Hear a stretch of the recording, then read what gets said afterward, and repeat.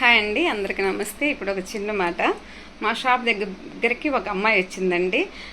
అక్క, అగరొత్తులు మంచి సువాసన వచ్చాయి ఇవ్వవా అని అంది. సర్లే అని చెప్పి నేను ఒకటి చూపించాను. ఇది బాగుంటుంది, తీసుకెళ్ళమ్మా అని చెప్పాను. అక్క, నువ్వు దీపారాధన రోజు చేస్తావా? ఇంట్లో దీపారాధన రోజు వెలిగిస్తావా అని అడిగింది.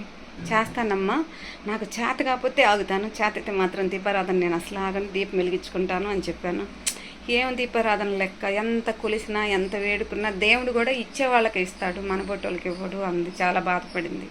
అప్పుడు నేను అన్నాను, రోలు పోయి మధ్యలోకి చెప్పుకుంది, మధ్యలో వచ్చి రోలుకు చెప్పుకుంది అన్నట్టుందమ్మా. నాది గుండెల్లో ఇంత బాధ ఉంది. కానీ దైవాన్ని మనం ఆయన ఇచ్చే టైంకే ఇస్తాడు. కర్మాధీనం ఎవరిని వదిలిపెట్టదు. మన కర్మలు మనం మొయ్యక తప్పదు. కానీ దైవాన్ని ఎప్పుడు నమ్ముకొనే ఉండాలి, దీపం ఎప్పుడు వెలిగించుకొనే ఉండాలమ్మా. ఆయనకి ఇసుక పుట్టి మన కర్మలు తొందరగా తీసేస్తాడేమో, తప్పకుండా ఆయన పూజ అయితే మనం చెయ్యాలి అని నేను ఆ అమ్మాయికి చెప్పానండి. కానీ కర్మలు వదలు అంటారుగా, దేవుడన్నా జాలి తలుస్తాడేమో, కానీ కర్మ మాత్రం అస్సలు వదలదండోయ్ అంటారు కదా. అందుకే పూర్వజన్మ కర్మో ఈ జన్మ కర్మో ఎవరిదో వాళ్ళు మొయ్యాల్సిందే, తప్పదు. అవునా? అందుకని చెప్పి దీపం అయితే అస్సలు ఆపొద్దండి, ఇంట్లో తప్పకుండా వెలిగించాలి.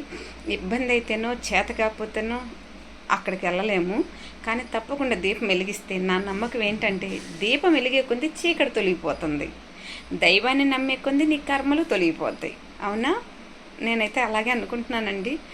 కొంచెం చిన్న కష్టం రాగానే బాధపడి నీరసించిపోతే మన కష్టాన్ని ఎవరు తీర్చరు. ఆ దైవాన్ని నమ్ముకోవాలన్నదే నా నమ్మకం. మీకు నచ్చిందా? నచ్చితే లైక్ చేయండి, ఈ వీడియో ఎవరికైనా షేర్ చేయండి.